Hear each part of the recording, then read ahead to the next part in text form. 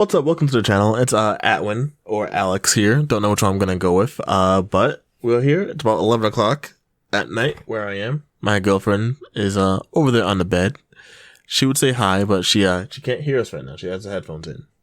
We're gonna be talking about Chainsaw Man Chapter 1, titled Dog and Chainsaw. So this chapter came out back in 2018, December 3rd of 2018. I hadn't started reading. I didn't know anything about Chainsaw Man at the time because every time a new Shonen Jump manga came out, I just kind of bootlegged it. You know, I'm not gonna lie, still do it sometimes. Even though there is like Viz.com and Manga Plus, it was different times. 2.5, 3 years ago. Different times. So I didn't know about this until about chapter 4 when I just said, hey, what are some chapters? What are some manga that, what are new manga that are out? And like the first thing I saw was Chainsaw Man and I started reading it and I loved it. So this is kind of the intro arc of the series. The first 4 chapters of Chainsaw Man kind of encompass that arc. The chapter starts off kind of in a weird place because we just see numbers. The first things we see are just Denji counting how much money he's gotten in, and you hear that and you think, damn, he's balling. But then you realize that he's talking about selling his eye, his kidneys, like his testicles and stuff like that. So it's like this starts off weird and it only gets weirder and more gruesome and more bloody. But hey, that's why we're reading it and that's why we love it. We also see, Pochita, our first chapter, which also throws in the weird bag. Just a dog with a chainsaw for a nose and a handle for ears. It looks adorable until you turn the page and see what they're going up against. Denji is using Pochita to kill a tomato devil.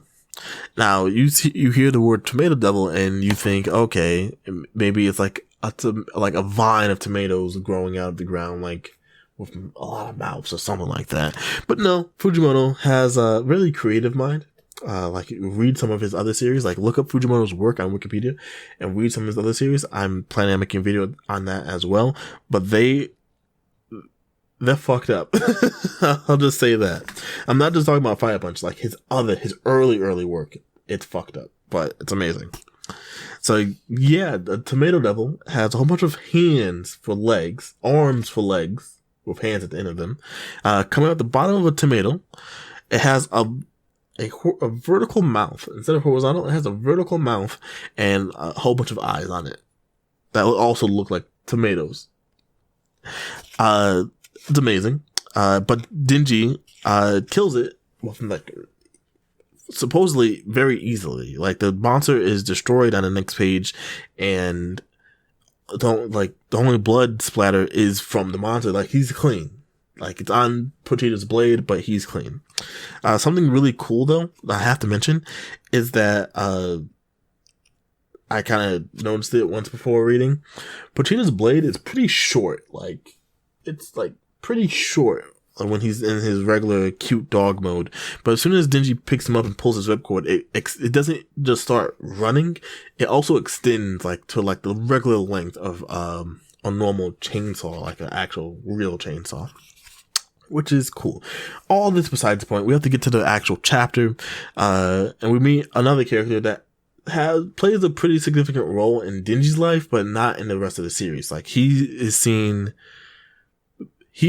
plays a role in a different arc later on, but he's not seen. This is the only chapter he's ever seen, which is a Yakuza boss.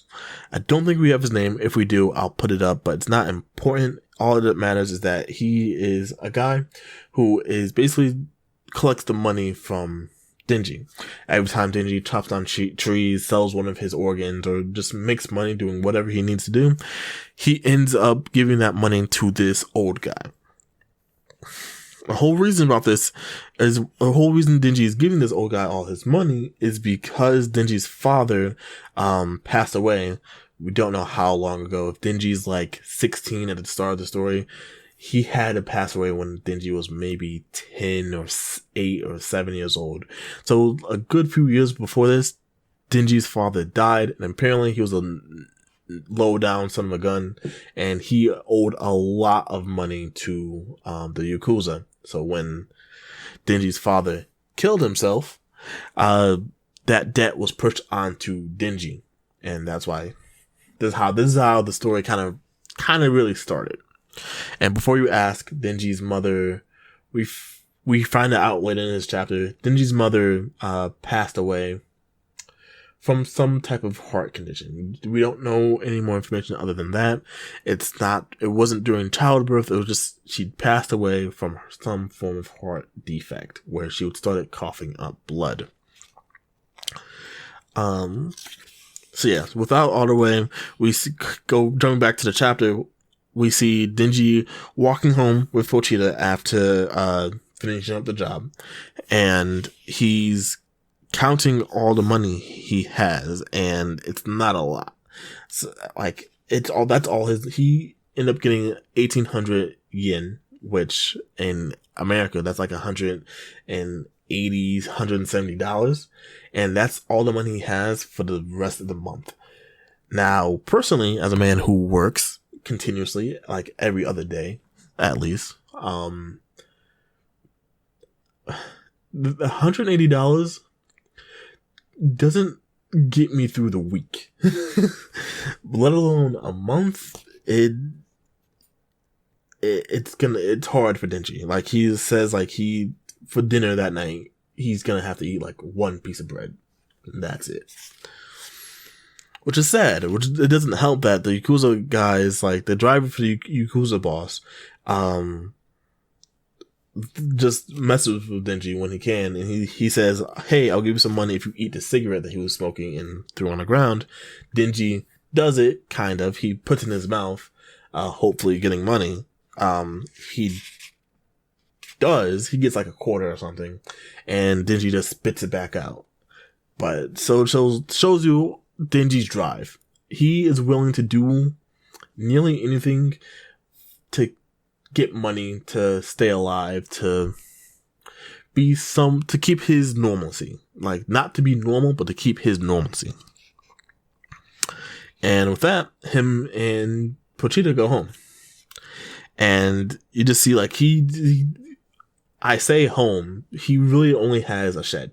He has a shed with some type of bedding, like, it's a manga, so it's a taco. I'm not even gonna try it to say any Japanese word without it sounding disrespectful. But yeah, he's laying down with Pochita, and it's not a great time, because of course Denji didn't eat anything basically the entire day, so he's hungry, and he wakes up in the middle of the night and starts talking to Pochita. And when he's talking to him, he starts talking about his dreams, like how he wants a girlfriend, he wants to eat jam and all that stuff, he wants to play games, and fall asleep in her arms, and all this beautiful, cute little teenage stuff that a 16-year-old kind of dreams about. But it gets cut short when Denji starts coughing, and he coughs up blood. Going back to what I said earlier about Denji's mother dying from a heart defect where she coughed up blood, Denji seems to have that same illness. So you think that would play a bigger role in the series, but it doesn't, because another interruption comes around, and the old guy, the old Yakuza boss, comes up, knocks on Denji's door, and says, "Hey, I got a job for you. Get in the car." And we look at that halfway through the manga, and like already 15 minutes into the video. So we'll try to wrap this up. We'll try to keep it under 20 minutes. Let's see how we can do this. So the old Yakuza boss takes Denji and Pochita to this random abandoned warehouse. And the old guy just saying some weird stuff, like how he's grateful for Denji, like how he's so obedient, like a dog. I should do a video where I count how many times dog is brought up in this manga, because it's probably a lot. But the only thing is, while they're walking, the guy says, "Yeah, you're obedient like a dog," but on the other hand, he says he hates dogs, and Denji gets stabbed in the back. Not only Denji, since Denji's holding Pochita, they both get stabbed. If you catch it, it's cool. I didn't catch it the first time. Denji's stabbed in the heart, and Pochita's kind of stabbed through the chest where you would think his heart would be as well. Playing into it about how Pochita is Denji's heart. We'll get into that later. So what happened? Denji was betrayed by the Yakuza boss because the Yakuza boss was betrayed by a devil.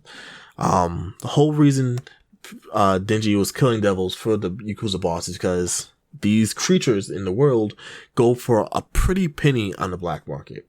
And Yakuza guys like money, so they of course dealt in devil bodies.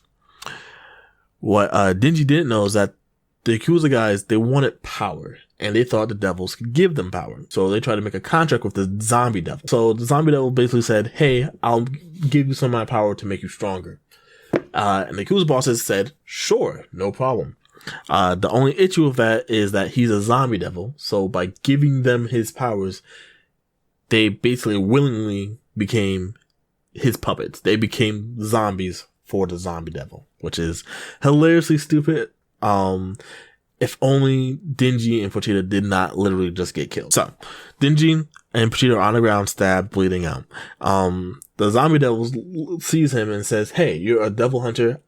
I'm the zombie devil. I kind of hate devil hunters. So he commands his zombies to cut Denji up and throw him in a dumpster out back. And that's exactly what happened. That's exactly what happens. Which is kind of cool as well, because these are a whole bunch of just Yakuza guys. So the fact that they all have knives makes sense. This being Japan, no one really has guns. I don't know where I saw it, but I'm pretty sure it's a pretty common thing that if a Yakuza member kind of attacks you, you must see it in like a lot of movies. This Asian guy in Japan, like, or Hong Kong or whatever, comes at you. They're usually not coming at you with guns. They're coming at you with machetes or knives or stuff like that. So Denji and Pochita both get cut up and left in a dumpster. And while they're in this dumpster, Denji, being literally torn into pieces, starts bleeding, and just so happens his blood goes into Pochita's mouth. Something I forgot to mention a lot earlier. We did see in this chapter, we see when Pochita and Denji first meet each other. They first meet each other at the gravesite of Denji's father when Denji finds out that he is going to pay off all this debt, or that by the next day he's going to die. And when they do this, he meets Pochita for the first time, and Pochita being wounded, Denji makes contact with Pochita, allowing him to drink some of his blood, that they would help each other out and they would keep each other alive for as long as they lived. So Pochita getting some of Denji's blood means that Pochita can come back to life because he is also a devil. But before that really happens, we get another flashback from like supposedly Pochita's favorite day, his favorite day with Denji, and it was just them hanging out together, chomping down trees, and having lunch together. Denji says to Pochita that after I'm dead and gone, and you want to take over my body, go ahead, take over my body, run away, and make your dreams come true, basically. And with that saying, Pochita kind of resonated with that and becomes Denji's heart. And the next thing we know is that Denji is in the dumpster still with Pochita on top of him, and Pochita starts talking to him, which from what we've seen, he's never done before. He just kind of barked before. And Pochita says this: I've always loved listening to you talk about your dreams. This is a contract. I'll give you my heart in exchange. Show me your dreams. And Denji jumps out of the dumpster. His eye is going back. The entire time he's had an eye patch, except for right now. All his wounds are gone, and on his chest is Pochita's tail. A little ripcord. And Denji starts crying. That is until he sees all of the zombies around him, and the zombie devil commands him to kill Denji again, and Denji decides that he's not gonna stand for that shit, and he pulls his ripcord, of course not knowing what's gonna happen, but in common manga anime fashion, as soon as you get a power up, as soon as you get your powers, you instantly know how to use them. He pulls the ripcord, and he turns into Chainsaw Man for the very first time. A name, by the way, that isn't going to be coined until like the end of the series. Like, no one calls him Chainsaw Man. until like the end of the series. But yes, this is the very first time we see Chainsaw Man with the chainsaws coming out of both arms and a chainsaw engine and blade coming out of his head. It's truly awesome. Denji cuts through some of the fodder zombies and goes straight for the main devil itself, and he completely fucking destroys him. Like, instantly cuts him in half, blood everywhere. Which is why this is gonna be so amazing to see animated, because either they're gonna do us dirty and like not animate all this and like cut away, but just from seeing how Mappa does other things like Attack on Titan and Jujutsu no Kaisen, they're not afraid to show blood, but at the same time, a shonen series hasn't been this bloody in a while to get like a mainstream anime adaptation. So we'll see. Denji cuts down the devil, but the zombies are still around because they're zombies. I guess as soon as the devil died, like the zombies rules got activated and they're just regular zombies. So Denji kind of decides that, hey, you're all the Yakuza guys I owed money to. So if I kill all of you, I don't have debt anymore. So he starts ripping them apart, and we kind of cut away, and it seems like that was that night, and the next morning, and we get three kind of shadowy figures walk into the warehouse, seeing the absolute gore. And the way they're talking, it sounds like they're trying to say, hey, we were supposed to come here and kill some people, but it seems like this that creature back there, they did it for us. And I see Denji just still standing there, and this is where we get to first meet Makima. We don't get her name this chapter, but it's Makima. If you read the series and you get to know Makima, you know what I mean when I say it's Makima. And she sees Denji the first time, is like, did you do this? And Denji, without saying anything, he's about to collapse and fall over. He calls out to Makima to hold him, and that's exactly what she does. She hugs him, and her two goons are like, oh, is it a possession? Is this a devil taking over a human's body? And Makima's like, nah, that smells different. And he doesn't have a head deformation. So Makima looks down at Denji and gives him a choice. She says, you have two choices. One, be killed by me. So Makima looks down at him and says, you have two choices. She says, you can, one, be killed by me as a devil, or two, be kept by me as a human and become my pet. And Denji, being like kind of loopy, like fighting for so long, is like, if I became your pet, what would be for breakfast? And she says, bread with butter and jam, salad, coffee, and maybe a dessert. And Denji just looks up like he's seen an angel and is like, this must be a dream. This is a dream come true. And that's the end of chapter 1. I feel bad because I was looking down at the book for a little bit of that. But hey, I do love the series. Like I've reread chapter 1 at this point a good few times. I'm actually in the process of rereading the entire manga. I've reread like the first 2 volumes, and I'm on my way to finishing up the manga for like the second time. But yes, that's chapter 1 of Chainsaw Man, Dog, and Chainsaw. Which after reading it, it's amazing how there's not really many foreshadowing for the rest of the series, but at the same time, you see hints and nods to like character developments down the line. And the recording is just under 30 minutes of 28 minutes, which is not terrible. So I'm going to wrap this up right now. Just going to finish off with saying Chainsaw Man chapter 1 does a pretty good job introducing our main character, Denji. It gives us hints towards why he does some of the things he does later on, and it just kind of builds on top of that as we continue down the series.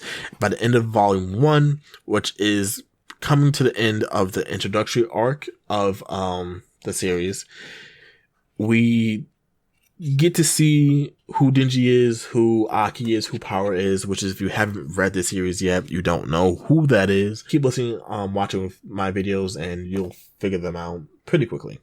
So yeah, that's it. Thanks for watching. Make sure to subscribe to the channel because that helps out. You know, we're trying to get to 500 subscribers by let's give it 3 months. 500 subscribers by 3 months. And share the video so we can do that. Thanks. Peace.